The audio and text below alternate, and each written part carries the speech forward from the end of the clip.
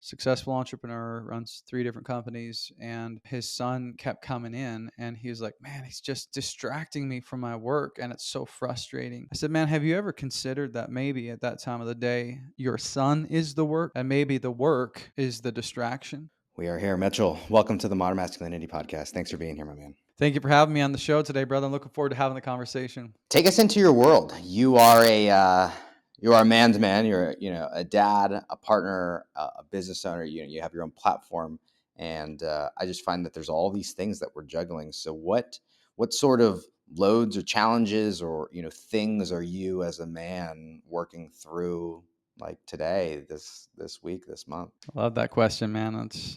It's real. It's real right now, bro. So yeah, right now, current challenges. Um, so my Instagram recently got hacked, which has been lame. That's been like my biggest source of, I would say, lead flow, lead generation in the business. And so, if your listeners are tuning in today, I would encourage you, do not build your business on rented land. So currently pivoting everything over to fired up a YouTube channel and kind of fire and getting that up and building some other things. But that's been the current kind of challenge for sure. My son is teething, so that's not been fun. Lots of screaming, lots of not sleeping.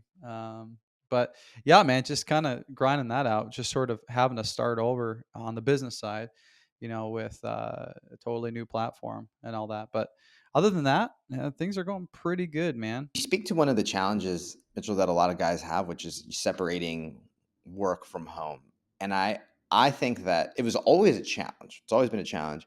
And today it seems like you work from home. I myself work from home, and that separation becomes really hard. You were mentioning, in our little break here, that sometimes the kids are literally banging through the walls, right? And there are times where I've had to move into the garage to insulate myself because although I get some of the outside noise when we're recording, otherwise the screaming and the yelling and the Disney Plus and all that sort of stuff kind of is insulated from me here in the garage.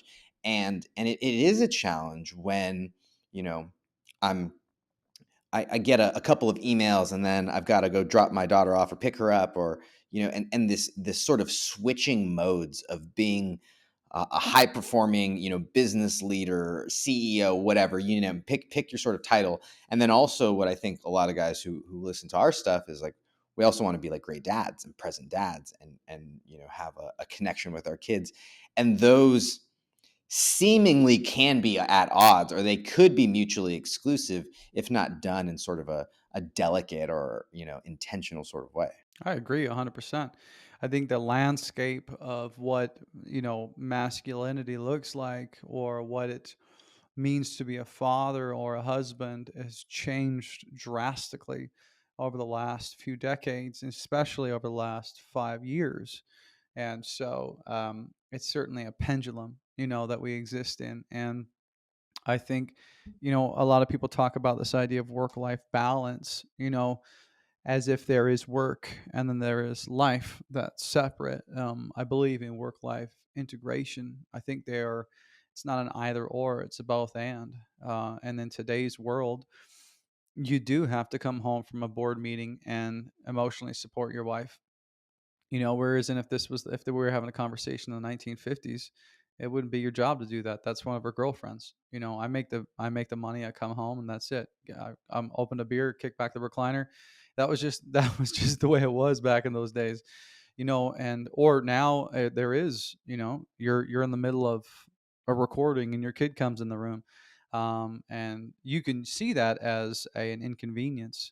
And I think a lot of people do. I see it as a bit of a blessing, that we can coexist in both arenas and do it. Now, of course, with that freedom and with that blessing comes new challenges, nuance, right? And new boundaries, new conversations about how to live, in that balance. You know what I mean?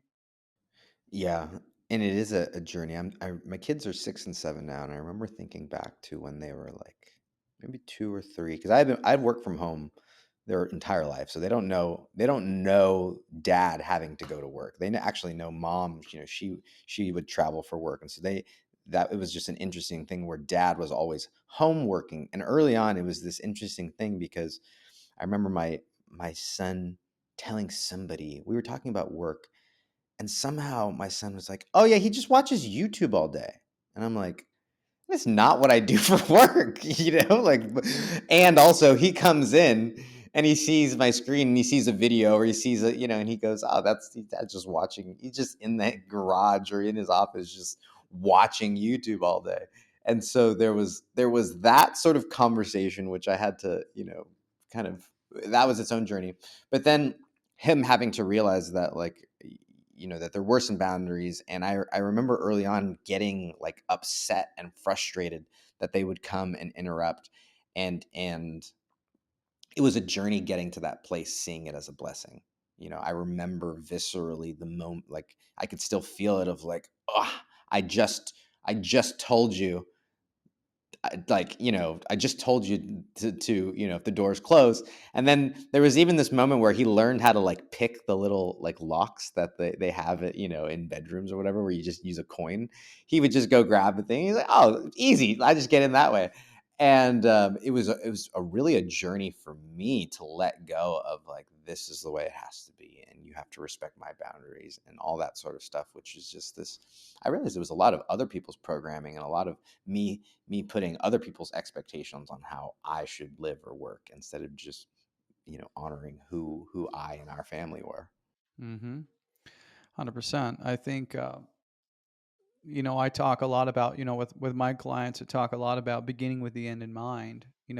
Stephen Covey in his book, Seven Habits of Highly Effective People, chapter 2, it's called Begin with the End in Mind. Napoleon Hill, one of the greatest thought leaders of our time, talked about that all the time, and my transformation, my turning point, if we get into it a little later, came at a funeral, which was me being forced with the beginning, or the end in mind. And, a lot of times, so I had this conversation with a client of mine just about a month ago. He, same situation, working in his office, working from home, successful entrepreneur, runs 3 different companies, and his son kept coming in, and he was like, "Man, he's distracting me from my work, and it's so frustrating." And I had said to him, and but this was 6 p.m. 6 o'clock, 7 o'clock at night. They eat dinner. He goes back down to the office to work. I said, "Man, have you ever considered that maybe at that time of the day, your son is the work, and maybe the work is the distraction?" Because you will come to a point in your life when you're 85, when you're 75, that you would give every dollar you have to have him try and walk back into the office again, to try to say, "Hey, daddy, can we go throw the ball?" And it's this idea of like, man, one day I'm going to give everything to have my son want to pick the lock to get into my office. And it's this idea that when we really think about the future, when we really think about, some of those last breaths that we take, what will really matter at the end? It won't be the business we're working on. It won't be the revenue projections. It will be those moments. And so, and I get it's really, nice to talk about, and it's hard to live out of. But if we could only live with that kind of intentionality in our lives, I think it could be real powerful. Yeah. And you mentioned, living from the end in mind. I think that's challenging for a lot of guys too, who don't even have, not even the role models in their lives to be able to model, but just the models. We're really, you and I are in this sort of realm of dads where we're these pioneers, essentially changing the way that dads are, being fathers. And also we don't have a ton of examples to say this is how it's done, or this is the right way, or, you know and perhaps we have counterexamples. I've talked a lot about this show here. My listeners are getting their bingo card, but the classic Homer Simpsons and the Al Bundys and the Tim the Toolman Taylors. It's like the Ray Romanos. I mean, the list literally goes on and on of all these oafy doofus dads, hot wives, amazing hot wives. They don't talk about that, right? And so we just. I know for me, subconsciously, I realized that I was like, oh, I'm thinking that like the way to happiness is living according to Jim, when it's like, that. And I would imagine that most guys who aren't as do as much, work on in terms of self-awareness and trying to, examine their beliefs and why they're just going there, running off of this programming, running off of these sort of beliefs and perspectives. And I know it fucked up my marriage. I think I was fortunate enough to catch it before it damaged my relationship with my kids, very much. But I have a feeling that guys are going to look up, millennial dads are going to look up in their 40s, 40, early 50s and go like, I thought I knew it, but I missed it. And hopefully these conversations will kind of wake guys up to some of that stuff. Yeah, that's exactly why I do what I do, man. And I know that's probably why you do what you do. I'm a product of a generational curse. My father was an alcoholic. His father was an alcoholic. I was on the path of becoming an alcoholic. I was torpedoing my marriage. I was 60 pounds overweight. I was 100 grand in debt, on the verge of divorce. It was absolute chaos. And I was simply just repeating everything that came before me, whether I liked it or not. I was a product of my environment. And so I had to take ownership. Um, and so I could have looked and said, well, my past was this. And so therefore this is just all that's going to happen, and allow life to just happen to me, you know, or I could say, no, no, no, this life has happened for me. What can I take from this? How can this past serve my future? And how can I bring that past into an alignment with my purpose and where I'm moving, so that I can go somewhere different than my father was and his father was. And I think you're right. We don't have a lot of great examples, but at the end of the day, we have to take ownership and define what that looks like for us. Because I think that's another trap men fall into.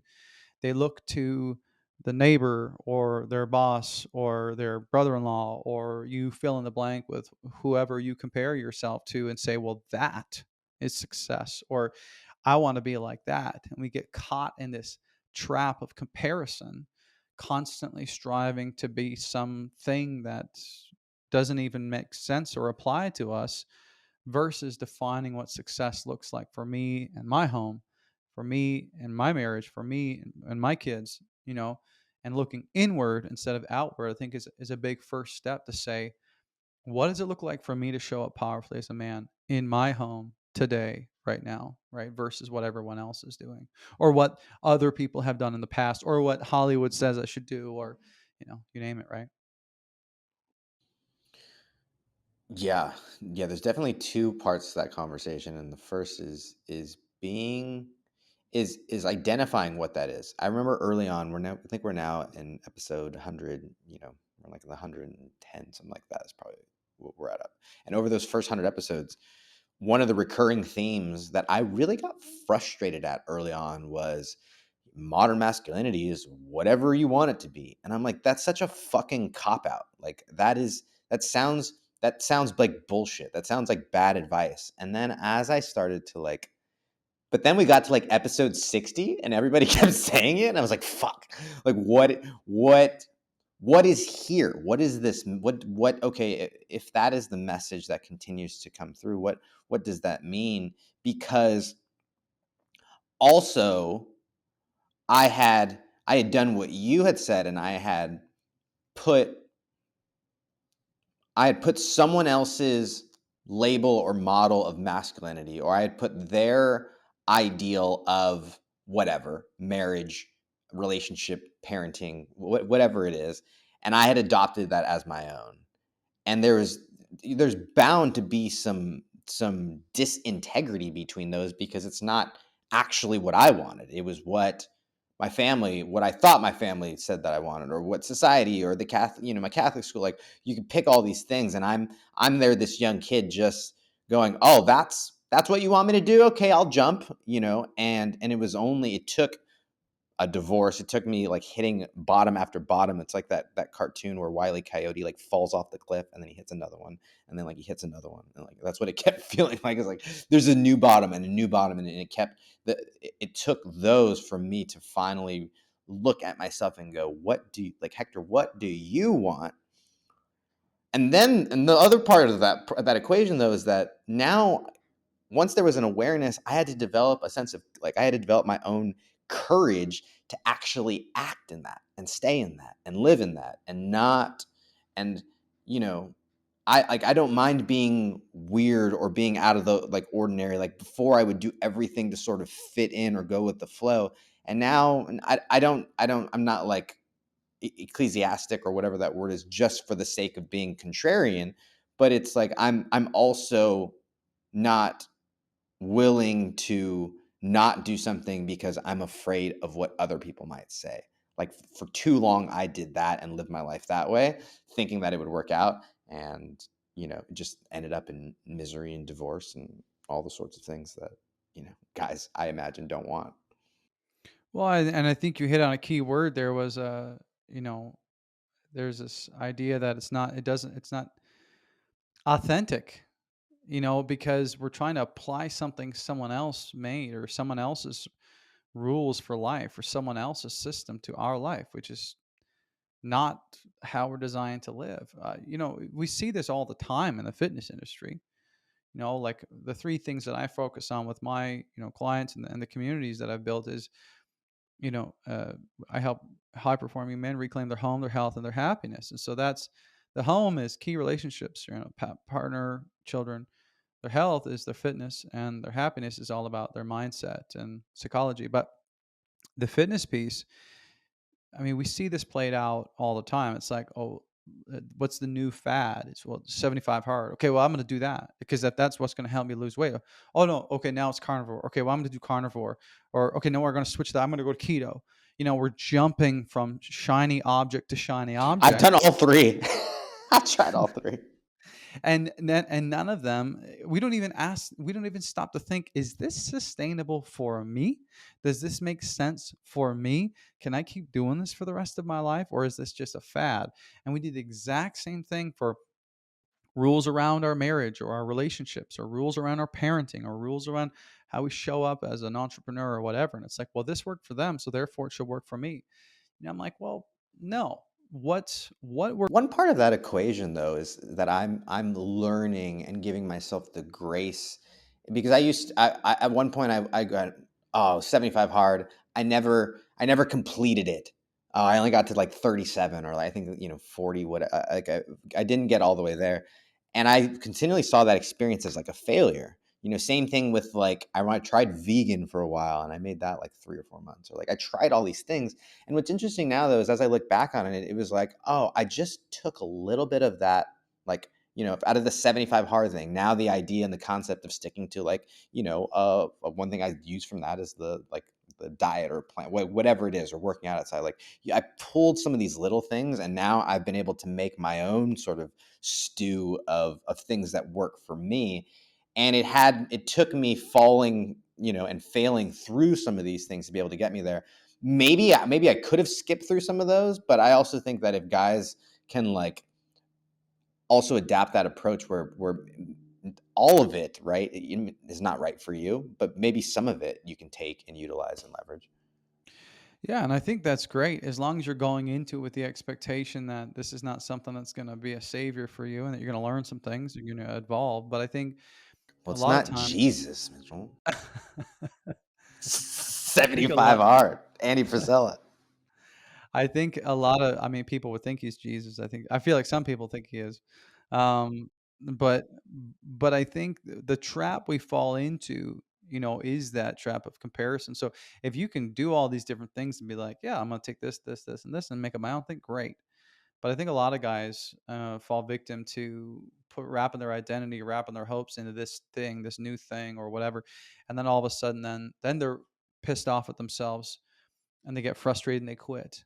And then the thing is with self confidence as a man, and you probably heard this, but if we want to become self confident, to grow in our confidence, to grow in our self respect, we have to make promises and keep them.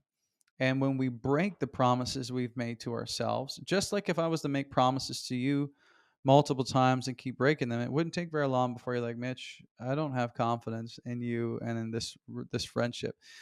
The same thing happens to us. And so over time, we begin to say things like, why would anyone else trust you if you can't trust yourself that you're going to follow through? And so we become insecure, and we lack our own like respect for ourselves.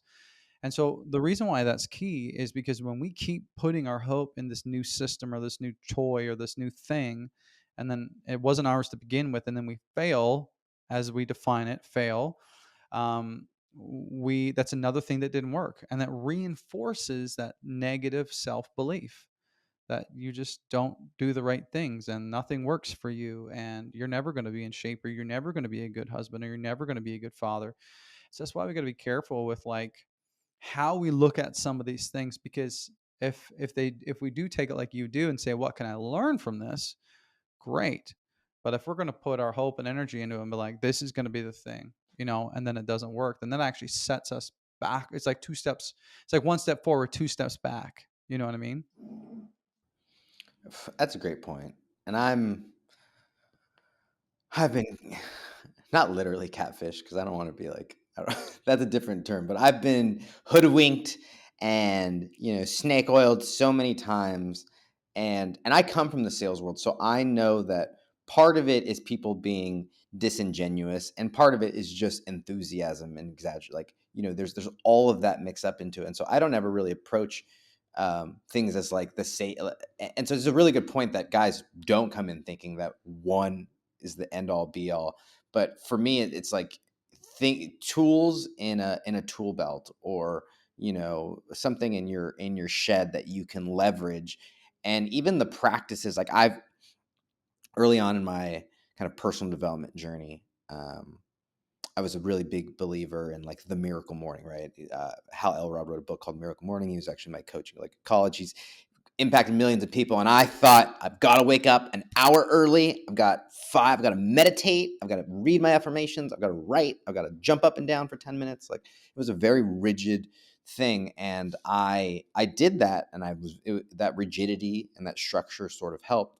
But as I've grown and evolved, I've realized that my natural authenticity sort of like that's not how my mornings are anymore. Now it's I might do one of those and really go deep in a meditation, or really go deep into breath work, or really what, like instead of hitting all of them really quickly, I found my own sort of mix and mode. But again, that took courage. And to your point, I think guys have to be aware of it, and then they have to be willing to actually make that decision over and over and over and over again, while life is happening too, because it's like it would be great to, like, I think getting in shape it's easy, or excuse me, it's simple. But when you also have to get in shape and you have to run a business and you have to take care of the kids and you have to clean the house and you have to, like, that's where life gets sort of complicated, is like managing all of them at the same time. hmm Well, yeah, and because of the fact that we're masculine essence in itself is like very much driven by mission, by accomplishments, by excellence. All those different things, and so we want to make missions out of everything.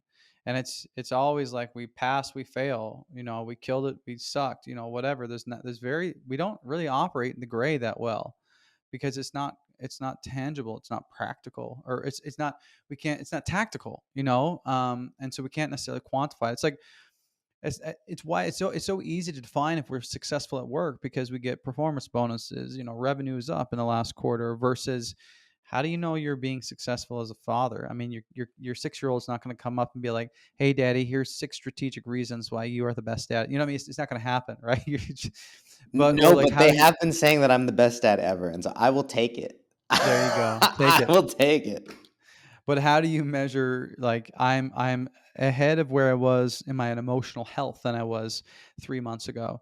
And so what happens is we get stuck in that and in that in that gray area, and we don't necessarily know, and so we start reaching out to everything else and looking for systems and things that other people, apply. But at the end of the day, you're right. We need to find what works for us. And the best plan, I think, is the one that sticks. You know, there's so many things, and I said this on a podcast a little while ago. I got in trouble for it. I said, if your goals are too big, lower them. Lower them until you can meet them, because what's the point in a goal that you can't consistently meet?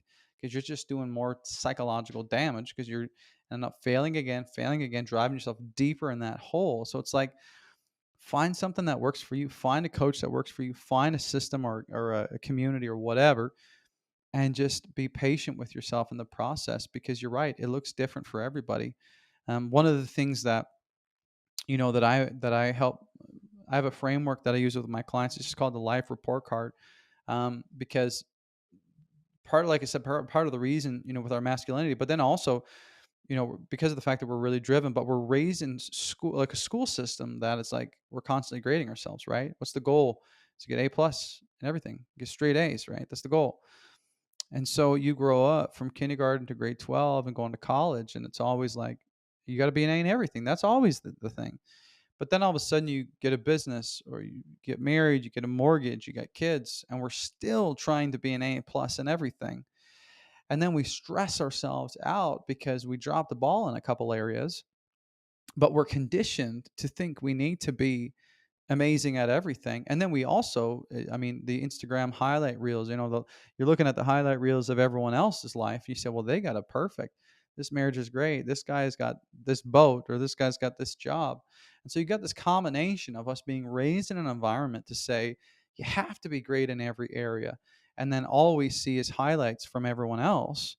And it makes for this concoction of like comparison is really difficult. And so what we do, man, is we just say, all right, let's take a look at our life and say, in this season, what do we need to be an A in?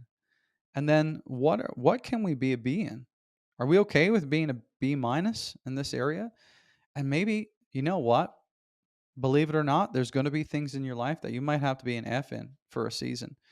And that's actually a good thing, and so giving yourself permission and having the grace to say, like for me, before I had a kid, I was like, yeah, it's totally sustainable for me to be at the gym 6 days a week, 2 hours a day. I didn't have any kids, I didn't have any.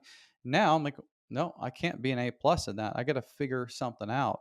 Maybe I'm a B plus, and so that process of looking through your life and saying, what does it look like for me today to show up powerfully? And that's different every time you look at it. But I think that's part of the reason why we struggle, as men. Yeah, the seasons thing is huge. Having a longer timeline. And then I did 16 years of Catholic school, and I think I'm still undoing a lot of that sort of trauma that they get in there.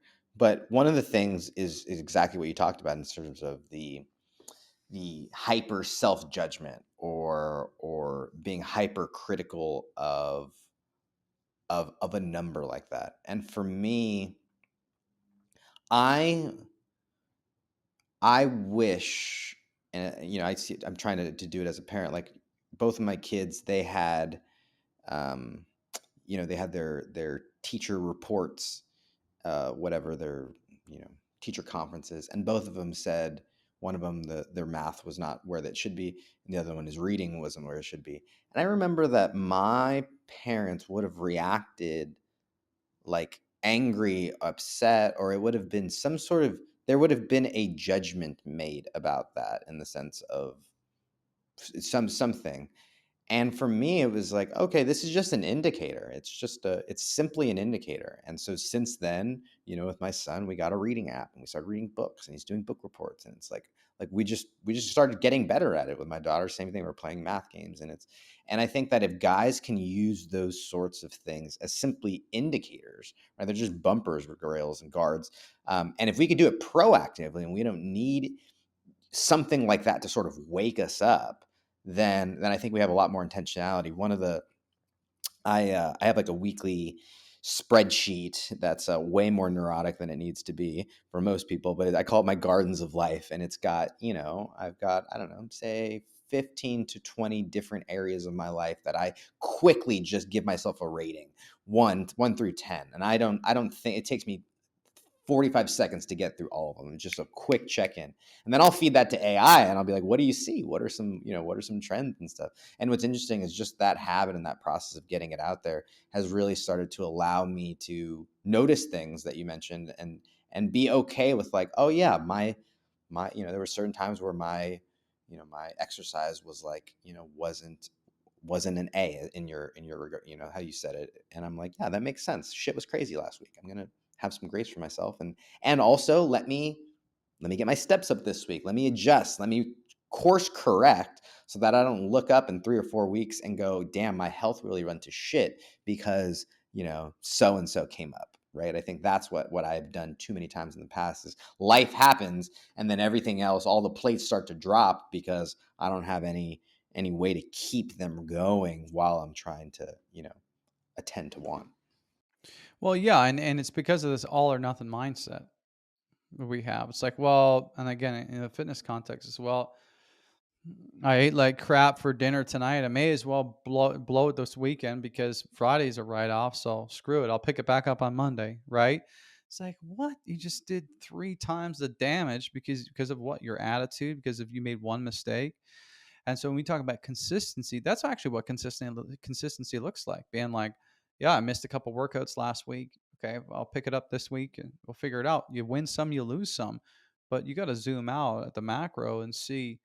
Yeah, there were some weeks that were not great, but vast majority of the time you killed it. And so we just get so hyper focused on the nitty gritty, and it's like, if I don't work out this many times a week, or if I don't do this with my kids this way all the time, then I'm a mess up, or like I'm a bad dad, or I'm blah blah blah. And it's like, well, no, again, have grace for yourself, right? Zoom out. What's the overall climate here of your decision making? Well, yeah, on the most part, you're making great decisions. So I think that's huge because that all or nothing mindset gets us in trouble. But especially men, we love it, right? Because again, it's very black and white, and it's just not. I mean, maybe that's easier when you're single, you don't have kids, and you're like early 20s. Just doesn't work like that when you get older. There's just too many things grabbing for your time and attention, right? It's not a sustainable way of living. Yeah. Even this week there was a moment and I was exhausted. I hadn't eaten. It was low caffeine day. It was just like all the all the sorts. And I remember my ex had her dog at my house and I was taking care of it. And I just remember going like this, one of those voices was like, this is too much. Like this is too much. And I calmly said, let him know, like, you're going to go to the back of the crowd, and we are well equipped for this. We can handle this. Just breathe through it. You'll be fine. Because the house was a mess, the dishes, like the just normal thing like life happening. And I remember having to like negotiate with myself in the moment for a few minutes of like patience, but then also sort of recognizing that like my capacity was being, I was stretching my capacity. Like that little bit of awareness was sort of an indicator that progress was made. You sort of said in these things like that are very vague. Like how do you know if your emotional health is getting better? How do you know if you're being a better dad? One of the frameworks that I've really enjoyed is called it was popularized by Dan Sullivan, who wrote it in a business context, but it's called The Gap and the Gain. And that sort of mindset of for too long, the traditional way of goal setting was like, okay, you set the goal, and then how much did you miss it by? And then you judge yourself based on the delta between what you did and what you missed it by. And very often, like you said, we end up missing our goals. And so even though we got an 87%, we're focused on the fact that we missed our goal by 13%. Um, as opposed to saying, wow, we actually accomplished 87% this year. And I think if guys could do something like that, where instead of judging from that gap of what they didn't accomplish, if they just simply measured themselves, they have, when you say lower your goals, I'm like, I think we're talking about the same thing. Like, we're lowering the amount of what we're basing our judgment by. And I just don't know that I would lower someone's ideals, perhaps, right? Or their aspirations, or their, what's possible. I think those are semantically, I think we're just talking about different things. But if you measure how far you've come, even if you've only gone 2 steps, well, that's two further steps that you can focus on, as opposed to going, I've got 98 steps to go. It's just a different visceral feeling that I think is more helpful for guys. 100%. I'm a huge fan of Dan Sullivan and Benjamin Hardy. I just read The Gap and the Gain a little while ago. I'm working on The Science of Scaling, which is Benjamin's newest book. Phenomenal. But that framework, The Gap and the Gain, I actually did a podcast episode about that a couple weeks ago. And what I call it is the gap trap, getting stuck in that comparison trap. And that's largely like what we were talking about. And I actually, the deeper I dove into that specific context, I created a framework to help men define success for themselves so that they could stop getting caught in the gap and stop comparing themselves to everyone else, because that's the problem. We let everyone else define success for us. And at the end of the day, that's really what we're talking about. We're comparing ourselves to other people's ideals, or even maybe our ideals, but they aren't measured, right? And so if you're interested, I can share that framework with your listeners today to help them kind of process through that. Yeah, well, would love for you to share the link at the end. I've got a couple more questions for you, but I'm curious. In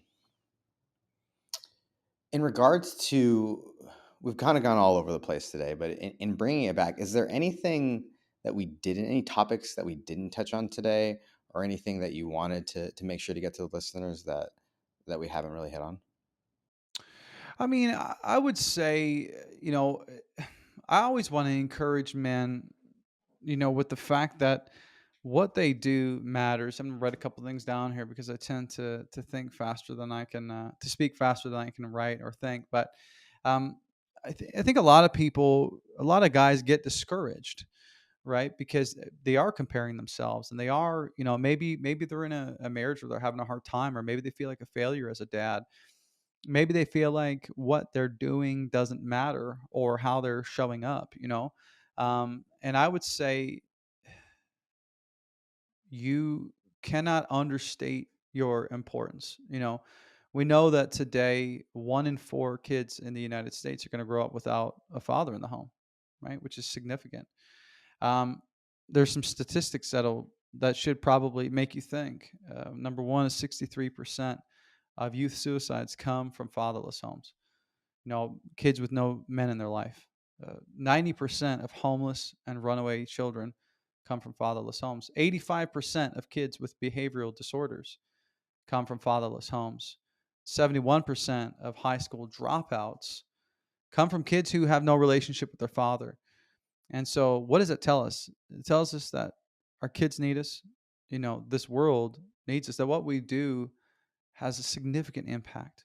And so, what have we not talked about? I don't know, I think we've covered the bases, but if there was anything that I would want to do is to just encourage your listeners, with just that fact that whether you feel like it or not, your family needs you, your kids need you, and what you do is significant, and the presence that you carry is huge. Yeah, I think for too long, guys were told that they don't matter and that they weren't needed, and I think a lot of them internalized it. And the truth is, they need themselves. Their family needs them. Their future family, their community, their neighborhood. Like, with they are needed, and to see themselves any other way does a disservice to, perhaps most importantly, them. I mean, for sure it does a disservice to everybody else, but I think it does the most disservice to them, because they're living a life. It's that I think it's Emerson quote, right? Of, quiet despair. I think that there's so many that are there and have the opportunity to pull themselves out. Um, this has been great. If people want to get connected with you, I know you mentioned some frameworks and some resources that guys can go and get. Where's the best place for them to go and find all that stuff? Yeah, man, you could just hit up the website has everything, dadnationco.com. You can check out the Dad Nation podcast. I tell people all the time, I do three things, keep it real simple. I do content, courses, and coaching. So the content is the podcast. The courses, I have something called the High Performance Husband, which is essentially everything I teach my one-on-one clients in a self-guided program. And then of course the coaching that I do as well. So yeah, but honestly, you could just Google the Dad Nation and you'll find me. But would love to connect and whatever that looks like. I mean, I'm on a mission to help 500,000 men restore their marriages and their relationships with their kids. And so through media and mentorship. So that's exactly what I'm doing, man. The podcast, having conversations like men who have great movements like yourself, and then mentorship, right, through the communities and the coaching. So yeah, man, check it all out. It's all good stuff. Amazing. We'll link up that dadnationco.com in the show notes as always for you listeners. And my last question here, Mitch, is in your opinion, what is the definition of modern masculinity? I should have known that question was coming up. I think modern masculinity is being able to sit in that balance. It's not the dated framework from the 50s and the 40s, but it's not this hyper feministic, ultra progressive, masculinity is toxic mentality. It's, can you show up powerfully? Can you be what I love the phrase easy to love, hard to kill? Can you protect, provide, preside for your family? Give them a strong sense of mission and serve them while also holding space for your partner, holding space for your children, being able to sit with them in their emotions and being able to own your own and process that in a healthy way. And I think that's kind of sitting in the middle of that pendulum. So I think that's for me what it looks like.